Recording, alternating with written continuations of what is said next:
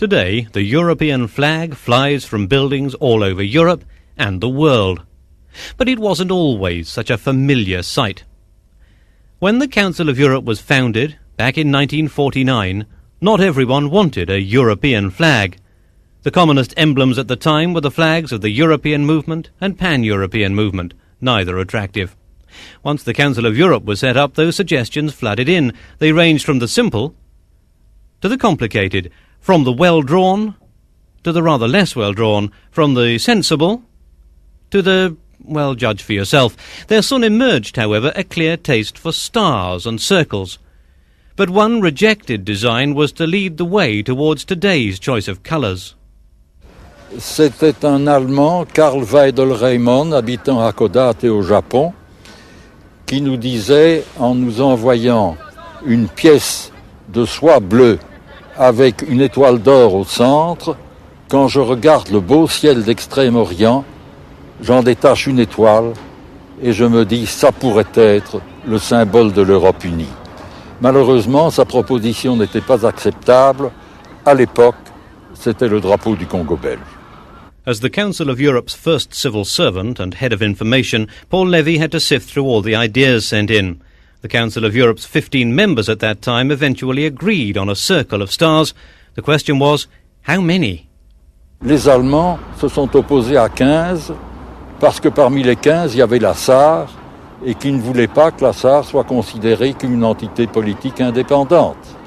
Ils ont proposé 14. 14 était inacceptable pour les Sarrois et pour les Français. On a proposé 13. Un Italien a dit oui, mais 13, c'est le malheur. N'adoptons pas 13.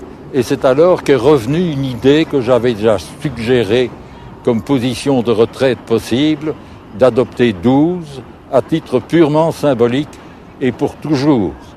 It was Paul Levy who drew up the design we know today, setting out its colours, layout and proportions. For him, the number 12 was more than just a compromise.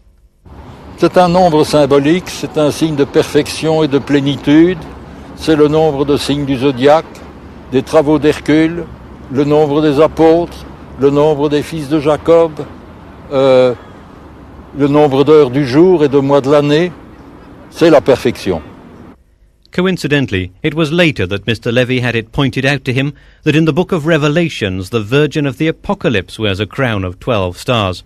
By chance, and against expectations, the flag was adopted a day earlier than planned, on what turned out to be the Feast of the Immaculate Conception. And there was a third coincidence.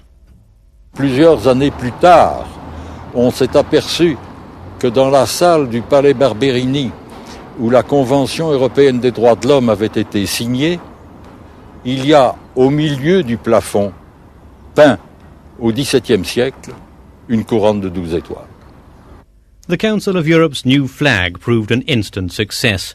It became so widely accepted that by the 1980s the institutions of the European Union came to accept it as the official flag of Europe and adopted it themselves. Paul Levy admits he's not surprised, but he still feels quiet satisfaction that his design is so familiar around the world, even if few people realise it was his idea.